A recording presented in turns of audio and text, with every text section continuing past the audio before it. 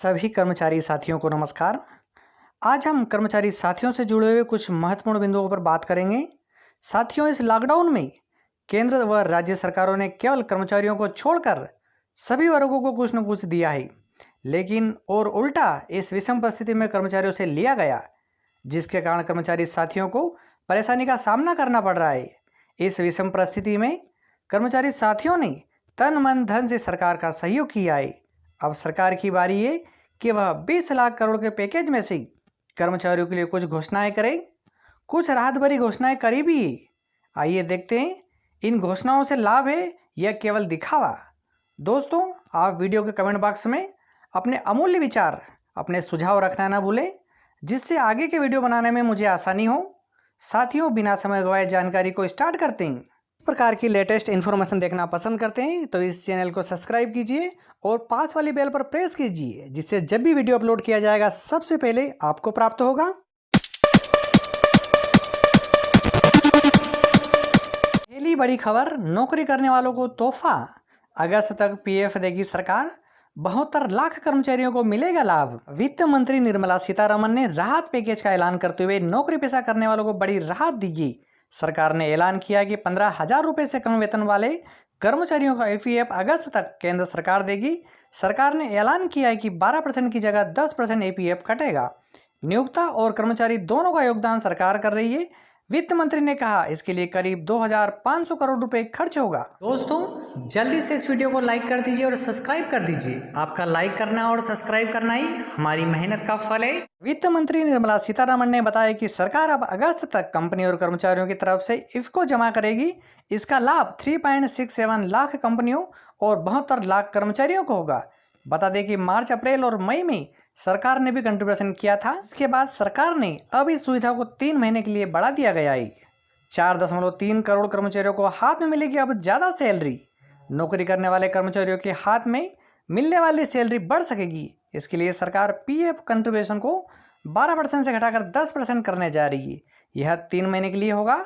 हालांकि केंद्रीय और राज्य के कर्मचारियों का पीएफ 12% ही कटता रहेगा। यह उन कर्मचारियों के लिए रहेगी जो गरीब कल्याण योजना के अंतर्गत नहीं आए।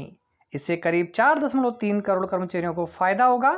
इससे कर्मचारियों और कंपनियों को 6,750 करोड़ अतिरिक्त रुपए मिलेंगे। प्रधानमंत्री मोदी जी ने किया था ऐलान। सीतारमण 20 लाख करोड़ के आर्थिक पैकेज से जुड़ी सभी डिटेल को देश को बताएगी।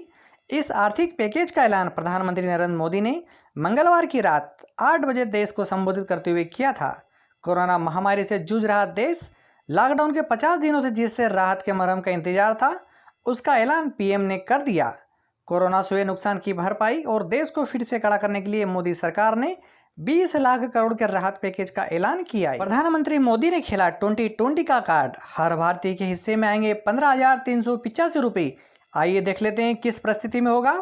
प्रधानमंत्री नरेंद्र मोदी ने मंगलवार को कोरोना वायरस महामारी और उसकी रोकथाम के लिए जारी लॉकडाउन के प्रभाव से अर्थव्यवस्था को उबारने के लिए 20 लाख करोड़ रुपए की विशेष आर्थिक पैकेज की घोषणा की।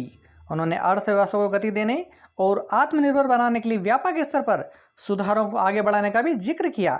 देश के नाम संबोधन में प्रधानमंत्री ने लॉकडाउन आगे भी जारी रहने की बात कही। प्रधानमंत्री नरेंद्र मोदी के संबंध में आर्थिक पैकेज की घोषणा के बाद सोशल मीडिया पर तरह तरह की चर्चाएं शुरू हो गई है। लोग आर्थिक पैकेज की तुलना अन्य देशों से घोषणा से करने लगे। कई ट्विटर यूजर तो इसको लेकर कई तरह के मीम्स भी बनाने शुरू कर दिए। लोगों ने मीम्स के जरिए ये अंदाजा लगाना शुरू कर दिया है कि अगर प्रत्येक भारतीय नागरिकों को 15,385 रुपये मिलने लगेंगे।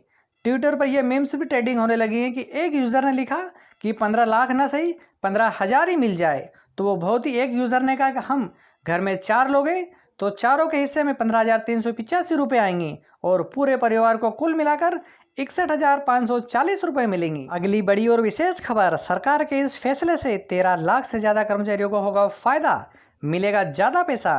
केंद्र और राज्य सरकारें अपने अपने कर्मचारियों के लिए लगातार कुछ न कुछ करती आ रही है। इस कड़ी में अब सरकार ने सरकारी कर्मचारियों को आयु सीमा में बढ़ोतरी की है। यह बढ़ोतरी 7वें वेतन आयोग के तहत की गई है। इस फैसले से 13 लाख से ज़्यादा कर्मचारियों को फायदा होगा। यह फैसला तमिलनाडु सरकार ने लिया है। एक तरफ जहां कोरोना के कारण कर्मचारियों की सैलरी काटी जा रही है, वहीं तमिलनाडु सरकार के इस फैसले से राज्य के कर्मचारियों को फायदा होगा।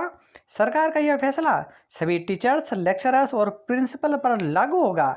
सबसे अच्छी बात यह है कि रिटायरमेंट की उम्र बढ़ाने के प्रस्ताव को तत्काल प्रभाव से लागू कर दिया है। मतलब जो कर्मचारी 31 मई 2020 को भी रिटायर होने वाले थे, अब वह 31 मई 2021 में रिटायर होंगी। को बता दें कि राज्य सरकार ने कोरोना वायरस के चलते अपने कर्मचारियों के लिए कुछ कड़े फैसले लिए थे।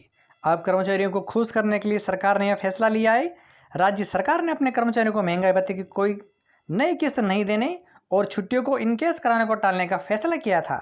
सरकार द्वारा महंगाई भत्ता नहीं देने से, छुट्टियों को केस नहीं करने के फैसले से सरकारी को 9,850 करोड़ रुपए की बचत होगी। मतलब 7,400 करोड़ रुपए तो महंगाई भत्ते से और 2,450 करोड़ रुपए की छुट्टियों को केस नहीं करने से बचत होगी। जेब भरेगा पीएफ का ये फैसला, लेकिन फिर भी सैलरी वालों को नुकसान होगा। कोरोना संकट के इस दौर में सबसे ज़्यादा आर्थिक दिक्कतें सामने आ रही है। आपको बता दें कि टेक होम सैलरी बढ़ाने के लिए वित्त मंत्री निर्मला सीतारमण ने आज एम्प्लॉय प्रोविडेंट फंड ईपीएफ में योगदान को घटा दिया है। वर्तमान में प्राइवेट सेक्टर एम्प्लॉय और एम्प्लॉयर का ईपीएफ में योगदान बेसिक सैलरी का 12% होता है, जिसे घटाकर 10% कर दिया गया है। वर्तमान में प्राइवेट सेक्टर एम्प्लॉइज और एम्प्लॉयर का ईपीएफ में योगदान बेसिक सैलरी का 12% होता है, जिसे घटाकर 10% कर दिया गया है। आइए देख लेते हैं आगे की खबर। हालांकि यह अगले 3 महीने जून, जुलाई और अगस्त के लिए लागू होगा। सरकार के इस फैसले से नौकरी वालों की जेब में ज़्यादा कैश तो आएगा, लेकिन पीएफ के रूप में पैसों की बचत नहीं हो पाएगी, खासकर तब जब ईपीएफ पर ब्याज दर एफडी से ज़्यादा है। इस स्कीम का फायदा केवल उन लोगों को मिलेगा जो पीएम गरीब कल्याण पैकेज की तरह कवर नहीं होते हैं। वही इस घोषणा का फायदा 6.5 लाख एम्प्लॉयर और करीब 4.3 करोड़ एम्प्लॉय को होगा। सरकार का कहना है कि इससे एम्प्लॉयर और एम्प्लॉय को अगले 3 महीने में 6,750 करोड़ रुपए का ज़्यादा आएंगे। प्रधानमंत्री गरीब कल्याण पैकेज की तरह पीएम को लेकर जो घोषणाएं की गई थी, उसे भी 3 महीने के लिए बढ़ा दिया गया है। 26 मार्च को वित्त मंत्री निर्मला सीतारमण ने जब पहले राहत पैकेज की घोषणा की थी, तब उन्होंने कहा था कि जिस कंपनी में 100 से कम कर्मचारी हैं, जिसकी सैलरी 15,000 से कम है, ऐसे कंपनियों में 12% एम्प्लॉय और 12% एम्प्लॉयर का हिस्सा सरकार जमा करेगी। दोस्तों, वीडियो के इस टॉपिक पर अपने विचार व्यक्त करना ना भूलें। जाते जाते इस वीडियो को लाइक कीजिए और इस चैनल को सब्सक्राइब कीजिए व पास वाली बेल पर प्रेस कीजिए, जिससे जब भी वीडियो अपलोड किया जाएगा सबसे पहले आपको प्राप्त होगा। इस चैनल के अगर अदर वीडियो देखना चाहते हैं तो वो भी आपके सामने चल रहे हैं, उनको देखिए और अधिक से अधिक शेयर कीजिए। Thank you.